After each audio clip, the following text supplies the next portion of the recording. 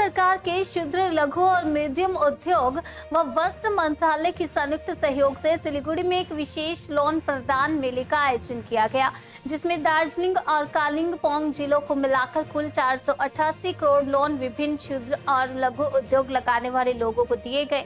इस अवसर पर राज्य के लघु उद्योग विभाग के मंत्री चंद्रनाथ सिंह, प्रिंसिपल सेक्रेटरी राजेश पांडे, सिलीगुड़ी के मेयर गौतम देव समेत अन्य अधिकारी उपस्थित हुए।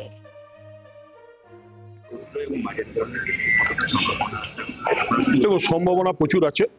মাননীয় মুখ্যমন্ত্রী তো বারবার আসেন এবং তিনি সম্ভাবনাগুলো বুঝতে পারেন, আমাদের নির্দেশ দেন, আমরা সেইভাবেই আসি এবং দেখলেন আমি তো বললাম, ঘোষণাও করলাম কি কি আমরা করেছি বা করতে যাচ্ছি সেগুলো আপনাদের সামনে একটু আগে তুলে ধরলাম।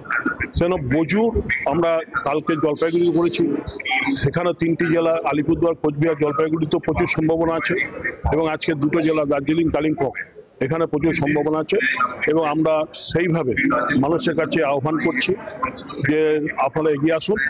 মাননীয় মুখ্যমন্ত্রী মমতা ব্যানার্জি নিজে এবং তার মামাটি মানুষ সরকার আপনাদের পাশে থেকে আপনাদের এগিয়ে যেতে সাথে।